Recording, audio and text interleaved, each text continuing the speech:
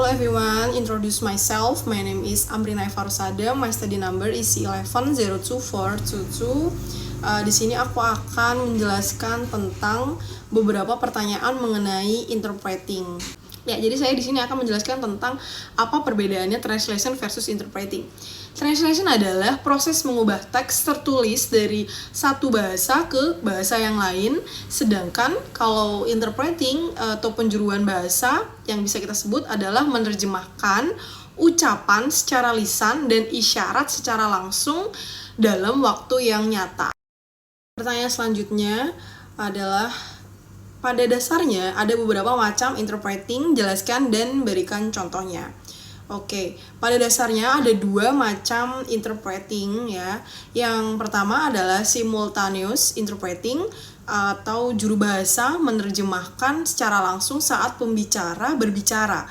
Biasanya dengan sedikit jeda, contohnya penerjemahan langsung di konferensi internasional gitu. Dan yang kedua ada consecutive interpreting, juru bahasa menunggu pembicara selesai menyampaikan beberapa kalimat atau bagian sebelum menerjemahkannya. Contohnya saat pertemuan bisnis atau wawancara pers kayak gitu.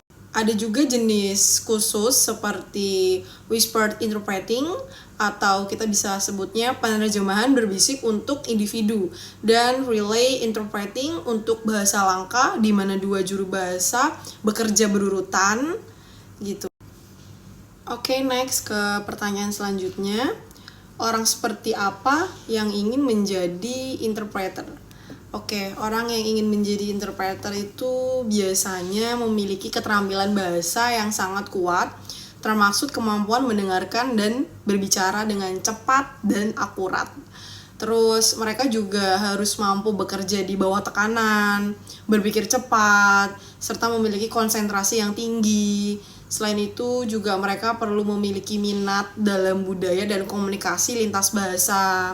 Terus serta kemampuan beradaptasi dengan berbagai situasi dan konteksnya.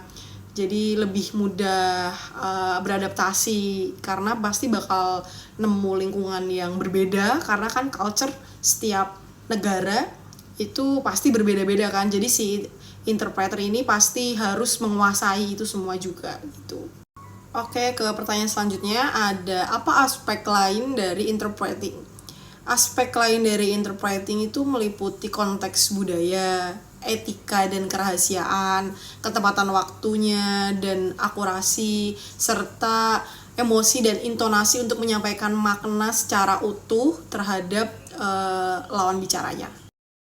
Oke, pertanyaan selanjutnya ada hal apa yang terbaik dari interpreting? Menurut saya, hal terbaik dari interpreting adalah kemampuannya menjembatani komunikasi antar bahasa dan budaya secara langsung, memungkinkan orang-orang dari latar belakang berbeda untuk berinteraksi secara mudah gitu ya, berkolaborasi dan memahami satu sama lain dengan lebih baik dalam waktu yang nyata. Ini membantu juga membangun koneksi global, menyelesaikan masalah, dan mengatasi hambatan komunikasi antara orang yang berbeda bahasanya. Jadi bisa dijembatani oleh si interpreting ini gitu. Oke, pertanyaan terakhir ada apa keuntungan lain dari interpreting? Keuntungan lain dari interpreting adalah mempercepat pengambilan keputusan dalam situasi internasional, mendukung inklusi bagi penutur bahasa minoritas, serta memfasilitasi akses ke layanan penting seperti kesehatan, hukum, dan pendidikan tanpa hambatan bahasa. Jadi lebih ke menjembatani juga gitu ya. Jadi lebih mempermudah untuk berkomunikasi, menjembatani itu tadi gitu. Oke. That's all for today. Semoga infonya bermanfaat.